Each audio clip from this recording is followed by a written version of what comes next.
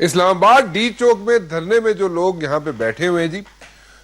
وہاں پہ جماعت اسلامی والے چاہتے یہ ہیں کہ جتنے دھرنے کے شرکا ہیں وہ لوگ بڑی عزت و آبرو کے ساتھ واپس چلے جائیں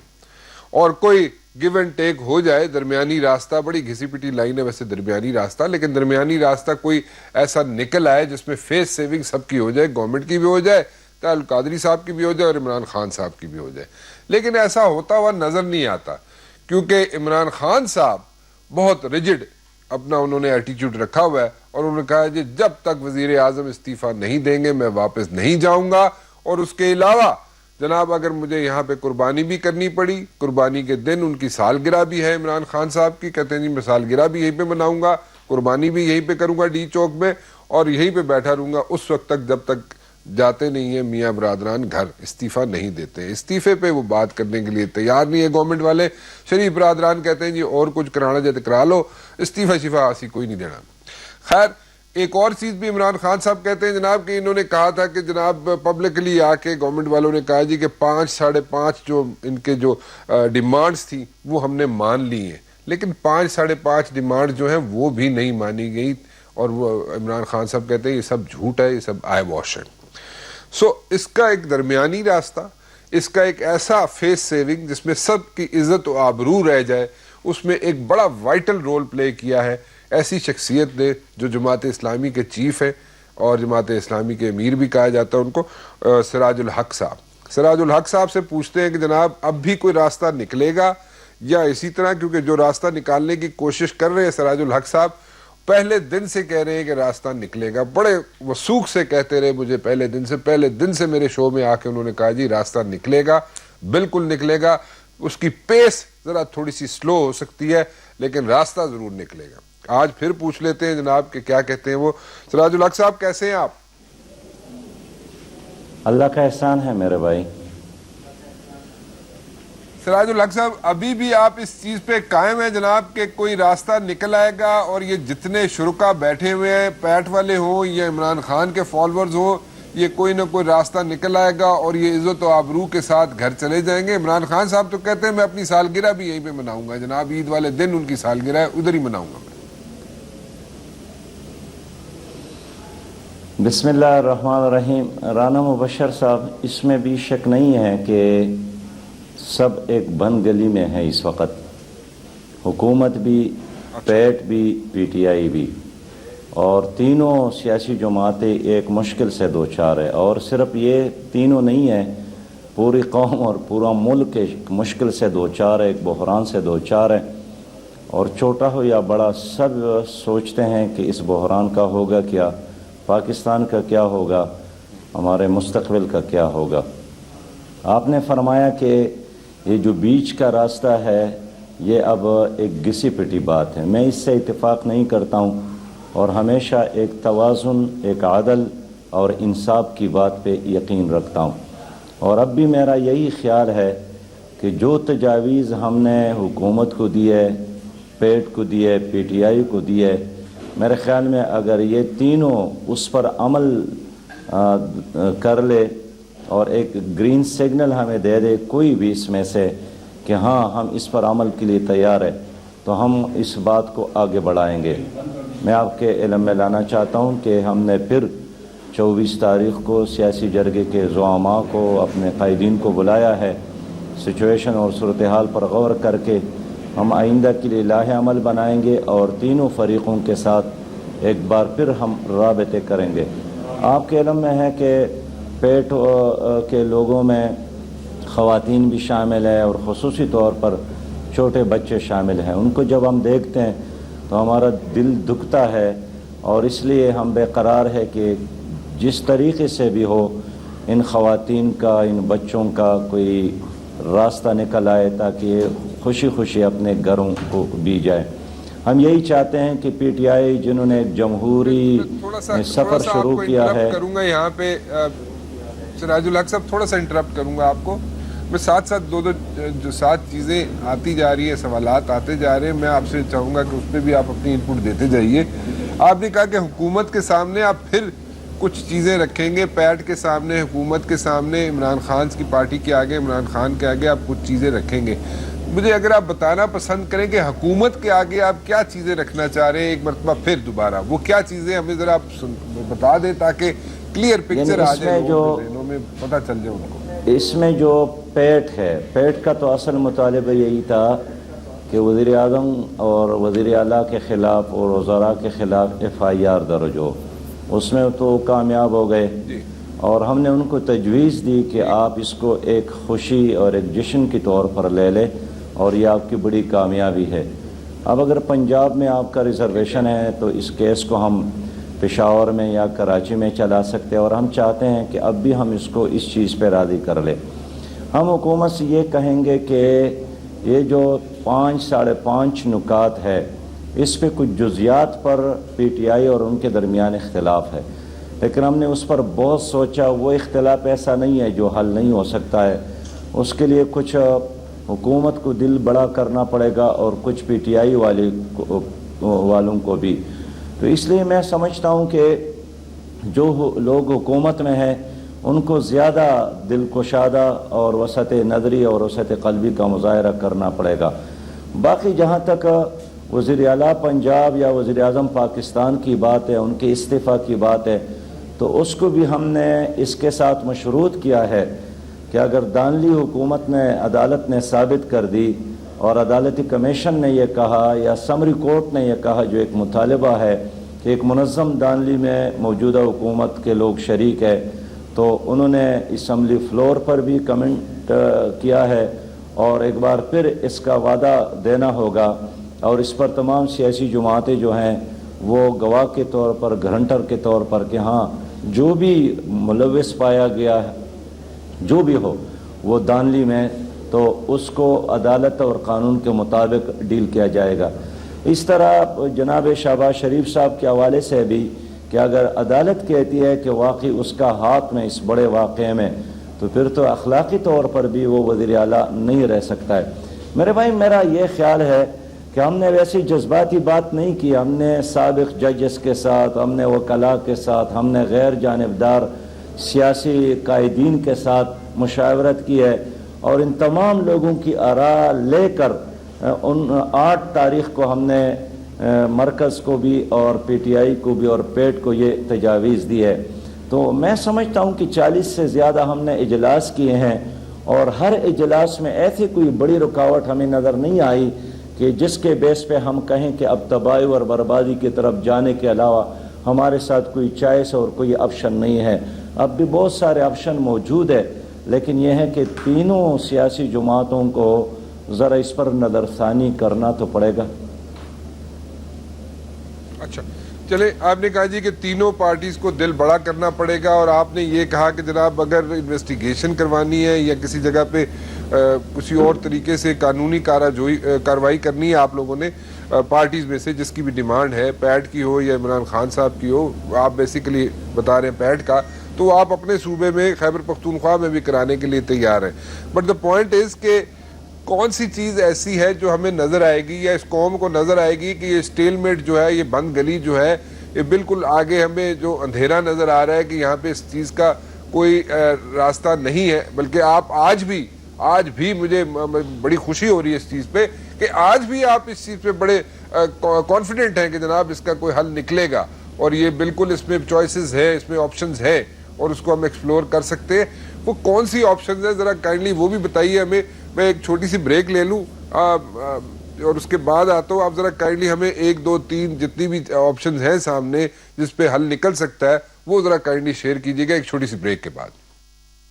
جماعت اسلامی سراج الحق صاحب میرے ساتھ موجود ہیں اور آپشنز پہ بات کریں کہ آپشنز کہتے ہیں سراج الحق صاحب ابھی بھی موجود ہیں، اور اس میں سے بھی اس بند گلی سے بھی نکلتے ہیں راستے اور ان کا حل نکل سکتا ہے۔ جی سراج الحق صاحب، کیا آپشنز رہ گئی ہیں جن پہ کام ہو سکتا ہے جی، اور جس پہ کوئی تینوں پارٹیز جو ہیں وہ مان جائیں، نہ حکومت بھی، پیٹ والے بھی، عمران خان صاحب بھی، وہ کیا ہے؟ ذرا 1 2 3 اگر ہم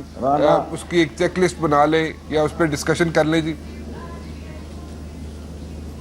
رانا مبشر صاحب، ایک مسئلہ تو یہ ہے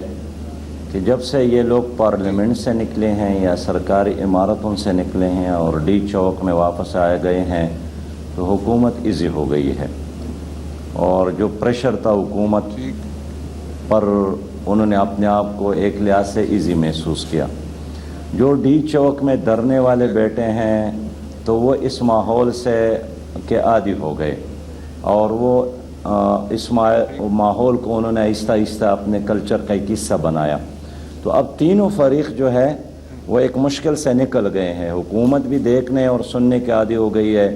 اور دھرنے میں شریک جو کارکنان ہیں وہ بھی سمجھتے ہیں کہ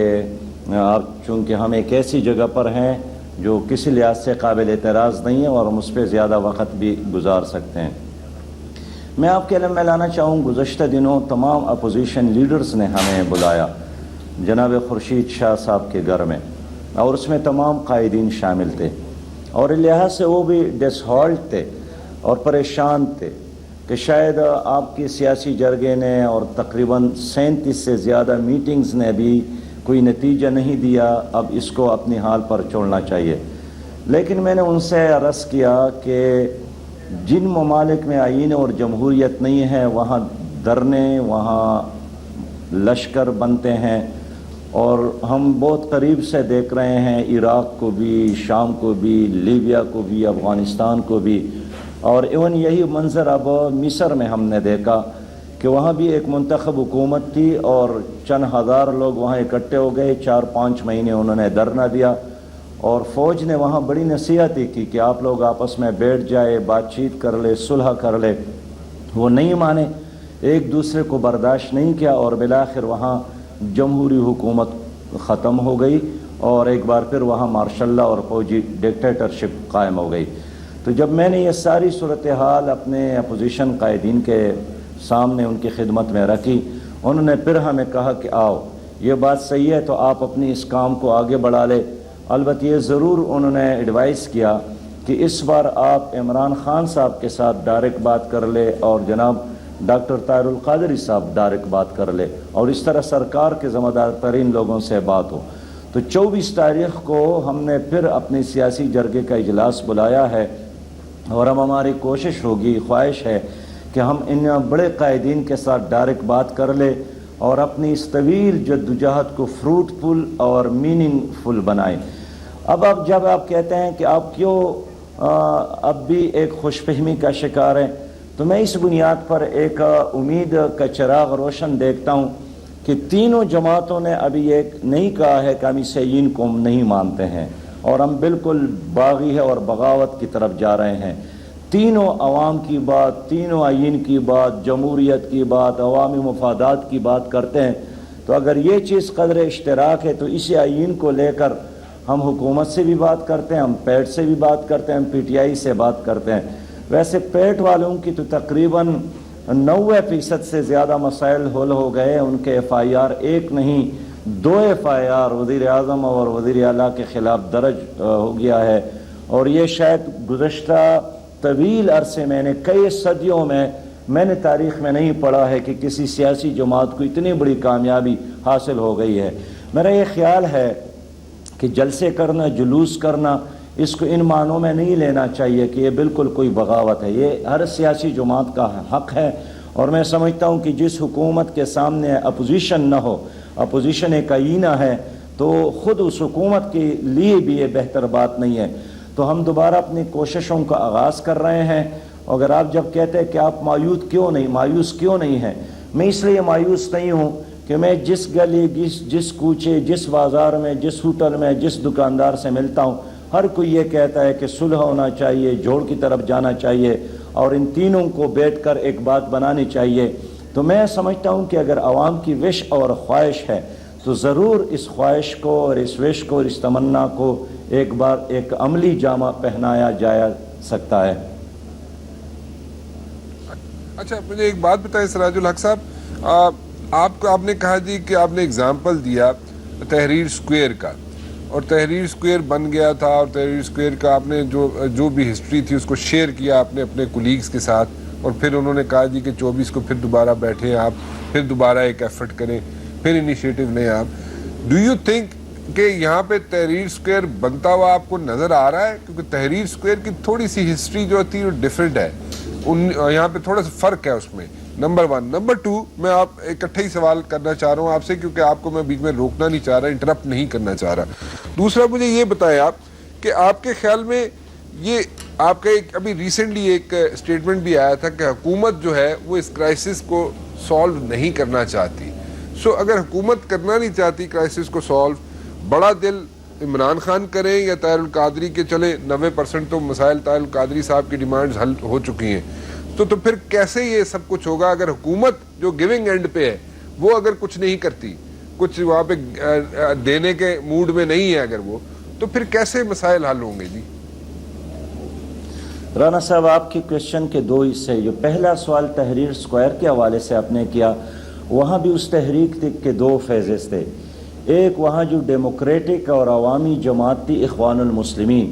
انہوں نے حسن مبارک کے خلاف ایک طویل تحریک چلائی, اور وہ بالکل امریت کے خلاف تھی, طویل فوجی ڈکٹیٹر کے خلاف تھی, اور بڑی قربانیوں کی بعد اور بے شمار شہادتوں کے بعد وہاں حسن مبارک کی حکومت کے خاتمے کے بعد لوگوں نے الیکشن میں حصہ لیا, جمہوریت کو ایک لمحہ مل گیا, اور لوگوں نے وہاں محمد مرسی کو منتخب کیا, اور لوگوں نے کہا کہ گزشتہ 5000 سالوں میں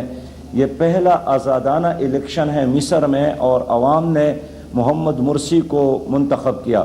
لیکن کچھ ملکی اور بین الاقوامی اداروں نے محمد مرسی کو اس لیے قبول نہیں کیا کہ وہ جمہوریت اور جمہوریت کے ساتھ ساتھ دین اور اسلام کی بات بھی کرتے تھے, اور ہر حکمران انتخاب کے بعد پہلا دورہ امریکہ کا کرتا ہے. انہوں نے پہلا دورہ کعبے کا کیا, طواف کیا, عمرہ کیا, اور وہاں پر کھڑے ہو کر انہوں نے ایک اسلامی مصر کو بنانے کا عزم کیا. یہی وجہ ہے کہ پڑوسیوں نے بھی اور بین الاقوامی طاقتوں نے اس کے مقابلے میں پھر کچھ لوگوں کو اٹھایا جو بہت بڑی تعداد میں تو نہیں تھے, لیکن انہوں نے ایک طویل درنا وہاں دے دیا, اور اس کے نتیجے میں فوج نے بارہا کہا کہ آپ صلح کر لے. ظاہر اس حالت میں تو صلح نہیں ہو سکتا تھا, بلکہ وہ کامیاب نہیں ہو سکے, اور بالآخر محمد مرسی کو جانا پڑا, اور وہاں جنرل سیسی نے دوبارہ اقتدار سنبھال لی. لوگ کہتے ہیں کہ اس میں بہت زیادہ استعماری اور سامراجی قوتوں کا ہاتھ تھا. محمد مرسی کی حکومت کے خاتمے میں جو 5000 سالوں میں پہلے ایک آزادانہ الیکشن کے نتیجے میں آئے تھے. میں یہاں بات کرنا چاہتا ہوں کہ یہاں بھی الیکشن ہوا ہے اور ابھی 2 سال بھی ہونے کو ہے, تو اس میں جو الیکشن کے حوالے سے اعتراضات ہے, شفاف الیکشن ہے, دانلی کے جہاں دانلی ہوئی ہیں وہاں ان حلقوں کو ریویزٹ کرنا ہے, اور ایک عدالتی کمیشن کے حوالے سے بات ہے, آئندہ کے لیے آئین کے روشنی میں ایک شفاف الیکشن نظام بنانے. یہ وہ تمام مطالبات تھے جس کو ہم نے سپورٹ کیا ہے, جو تمام سیاسی جماعتیں بھی اس کو سپورٹ کر رہے ہیں. اس کے ساتھ ہی پیٹ کا جو ریلیف کا 10 نکاتی ایجنڈا ہے وہ بھی ہر سیاسی جماعت کا ایک ایجنڈا ہے کسی نہ کسی صورت میں, اور ہم نے پہلی نظر میں اخبار میں دیکھ کر اس کو بھی سپورٹ کیا اور اس کو بھی ہم نے ضروری سمجھا. لیکن جہاں تک حکومت کی یعنی وزیر اعظم اور وزیر اعلیٰ کی تبدیلی کا مسئلہ ہے, تو ہم چاہتے ہیں کہ یہ نقطہ بھی ایسا ہو کہ اس میں ایک عزت کا راستہ, بیچ کا راستہ, اور ایک ایسی تجویز ہو جو حکومت کے لیے بھی ہضم کرنے کے قابل ہو,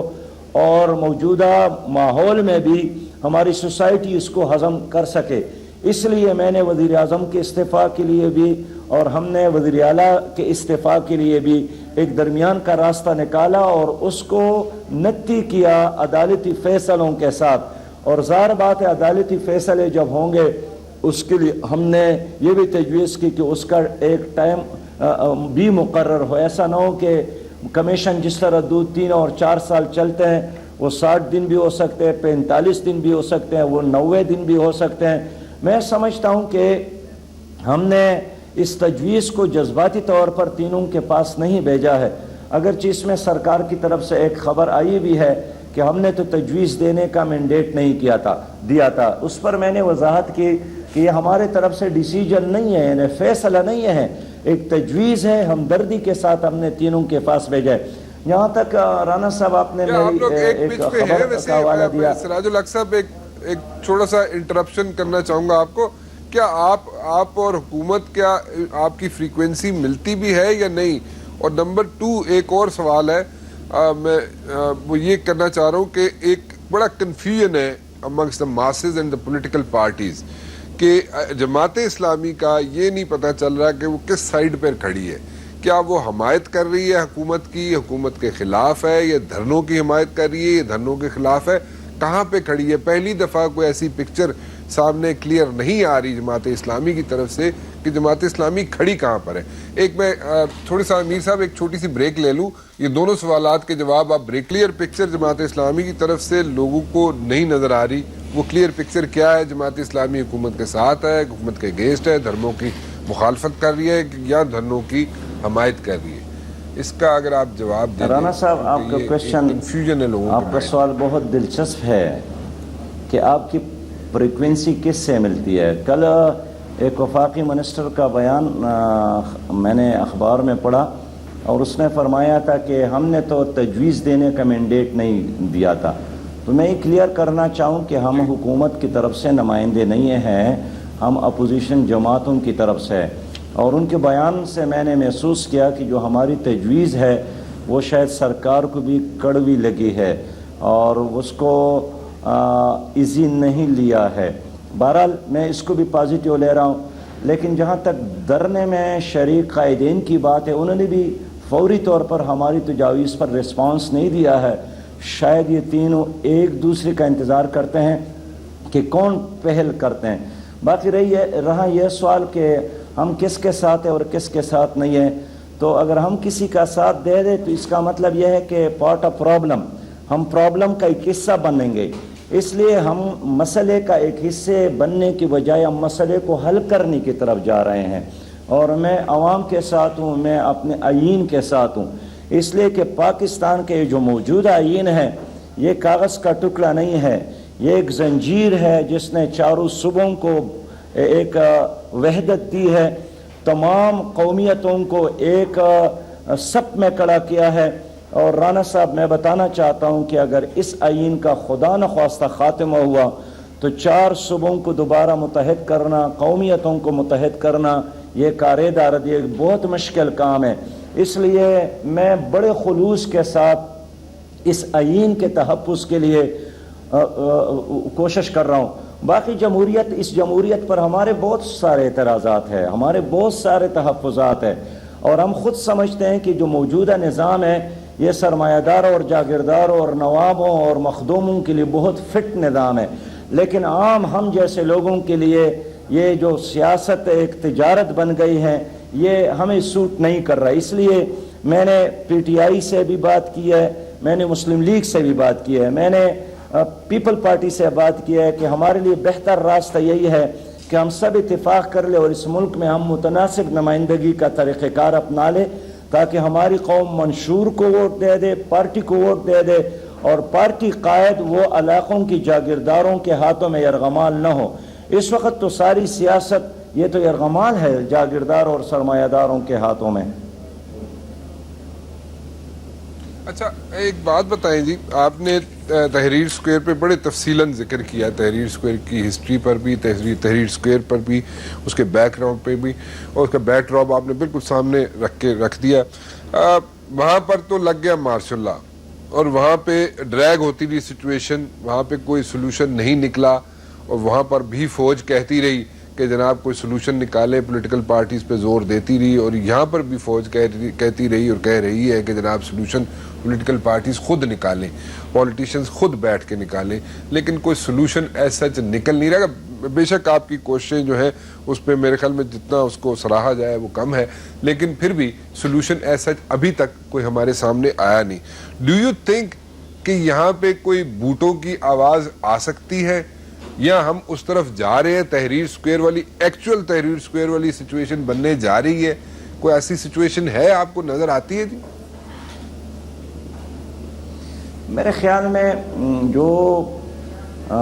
ہماری فوج ہے، اسٹیبلشمنٹ ہے، اس نے بھی گزشتہ 60-68 سالوں سے بہت کچھ سیکھا ہے، اور خود فوج کی ضرورت ہے کہ پاکستان میں ایک مستحکم سیاسی حکومت ہو. اگر یہاں مضبوط سیاسی حکومت ہو تو ان کے جو ضروریات ہے وہ آسانی کے ساتھ وہ پورا کر سکے گی. اور اگر فوج اور اسٹیبلشمنٹ کے پش پہ عوام کی تائید اور پھر ہم کہ نہ مشرق پاکستان میں ہم کامیاب ہو گئے اور نہ کسی اور دنیا میں عوام کی تائید کے بغیر کوئی اسٹیبلشمنٹ یا فوج کامیاب ہو سکتی ہے. اس وقت تو آپ کے علم میں ہے کہ ہمارے بارڈرز پر بھی صورتحال ٹھیک نہیں ہے اور آپریشنز بھی جاری ہے اور افغانستان کے بارڈر کی طرف سے مختلف حملے بھی ہو رہے ہیں اور افغانستان کی سچویشن بھی کلیئر نہیں ہے. ایسے ماحول میں کہ جب ہمارے ملک پر قرضوں کا ایک کوہ ہمالیہ موجود ہے اور ہر بچہ ورلڈ بینک اور IMF کا مقروض ہے, انرجی کرائسس ہے, بے روزگاری کا مسئلہ ہے, بد امنی کا مسئلہ ہے, تو میں نہیں سمجھتا ہوں کہ ہمارے ملک کا جو اسٹیبلشمنٹ ہے وہ ان حالات میں کوئی اور بوجھ اپنے سر پر رکھنے کے لیے تیار ہوں گے. ممکن ہے بہت سارے لوگ سیاسی لیڈروں میں بھی ایسے ہیں, جب مارشاء اللہ ہو تو جمہوریت کی بات کرتے ہیں, جب جمہوریت ہو تو مارشاء اللہ کی بات کرتے ہیں, اور بہت سارے لوگ ایسے بھی ہیں جو اس انتظار میں ہے کہ موجودہ حکومت کا اگر خاتمہ ہو جائے تو شاید اگلے مارشاء اللہ کا ہو یا کسی اور کوئی نظام ہو, ٹیکنوکریٹ کا نظام ہو, اس میں ہمیں حصہ ملے گا. لیکن میں نہیں سمجھتا ہوں کہ ہمارے قوم کو اس آئین کے علاوہ اور کوئی نظام اور جمہوریت کے علاوہ اور کوئی سسٹم سوٹ کرتا ہوں. اس لیے میں مشورہ دے رہا ہوں. آپ نے کہا کہ کیا آپ بوٹوں کے آواز کو سنتے ہیں, تو میں اس آواز سننے سے پناہ مانگتا ہوں, اس لیے کہ اس میں نہ قوم کی کامیابی ہے, نہ فوج کی کامیابی ہے, نہ پاکستان کی کامیابی ہے. اور شاید بین الاقوامی دنیا یہ چاہتی بھی ہے کہ پاکستان میں, میں سمجھتا ہوں کہ اس میں بھی کوئی شک نہیں ہے کہ جو مانگتے ہیں بوٹوں کی آوازوں سے, لیکن آپ کو آواز آتی ہے. یعنی میں رانا صاحب آپ سے شیئر کرنا چاہتا ہوں کہ جو باہر کی دنیا ہے, استعماری اور سامراجی دنیا, اس کو پاکستان میں جمہوریت کی بجائے, سینٹ اور اسمبلی کی بجائے وہ امریت زیادہ فائدہ مند ہے. اس لیے کہ ایک فرد کے ساتھ معاہدے کرنا, اس سے کام لینا, استعمال کرنا یہ آسان ہوتا ہے, لیکن جہاں سینٹ ہو, جہاں قومی اسمبلی ہو, اس کے لیے پھر آسانی ہو جاتی ہے. لیکن میں سمجھتا ہوں کہ ان حالات میں ہمارا مشورہ یہی ہے کہ اگر کوئی اس طرح سوچتا بھی ہے تو اس کو نہیں سوچنا چاہیے. اور جنرل راحیل صاحب سے میرا یہی توقع ہے کہ وہ کبھی بھی اس طرف نہیں سوچے گا, اور جو لوگ سوچنے کا مشورہ دے رہے ہیں وہ میں فوج کا خیر خواہ نہیں سمجھتا ہوں. اچھا, آپ بڑے صرف جو سچویشن ہے اس کو مد نظر رکھ کے, انٹرنل اینڈ ایکسٹرنل سچویشن کو مد نظر رکھ کے آپ یہ بات کر رہے ہیں, یا اس کا ایک اور بھی اسپیکٹ ہے, اس کا ایک اور اینگل بھی ہے, اور وہ یہ ہے کہ ذرا جو آپ نے خود بھی ذکر کیا, جس پہ میں بھی آپ سے اتفاق کرتا ہوں کہ جناب اگر if we have to deal with the entire world, اور if the entire world has to deal with one person in Pakistan, ان کی زندگی آسان ہو جاتی ہے پوری دنیا کی ایک فرد کے ساتھ ڈیل کرنے میں, بجائے اس کے کہ مختلف پارٹیز کے ساتھ, مختلف پارٹیز کے ہیڈز کے ساتھ ڈیل کیا جائے. سو وہ اگر دیکھا جائے تو دو مختلف چیزیں ہیں, انٹرنل ایشوز ہمارے, ایکسٹرنل بارڈر کے ایشوز ہمارے, اور ویسٹ کے ایشوز اگر اس کو ایک فرد کے ساتھ ڈیل کرنا پڑے تو اس کے لیے آسانی ہو جاتی ہے. سو دو مختلف چیزیں ہیں. سو آپ کے خیال میں کیا بہتر کیا ہے؟ آپ نے تو کہا پناہ مانگتا ہوں میں بوٹوں کی آوازوں سے, اور جو مشورہ بھی دیتے ہیں اس قسم کا کہ بوٹ آئیں وہ بھی غلط سوچ رہے ہیں. تو پھر واٹ از دا سچویشن اگر پولیٹیشنز جو ہے اگر وہ حل نہ نکال سکے خود بیٹھ کر, کیونکہ کسی نے روکا تو ہوا نہیں ہے, کسی نے ہاتھ تو باندھے نہیں ہوئے پولیٹیشنز کے, کسی نے پکڑ کے تو نہیں رکھا ہوا پولیٹیشنز کو کہ آپ حل نہ نکالیں. تو اگر حل نہ نکالیں پولیٹیشنز خود, تو پھر کیا ہونا کیا چاہیے؟ What should happen? اسی طرح یہ چلتا رہے سارا سلسلہ, اسی طرح یہ اسٹیل میٹ رہے, اسی طرح یہ ڈیڈ اینڈ ہمیں نظر آتا رہے آگے,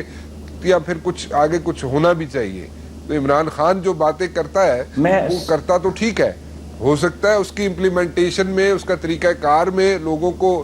ہو سکتا ہے اس میں اختلاف ہو سکتا ہے, لیکن دا پوائنٹ ہے جو باتیں وہ کر رہا ہے عمران خان اس کی کئی باتیں درست ہیں. سو کیا پھر what is the solution? Because everyone wants a solution, everyone wants to get out of this situation.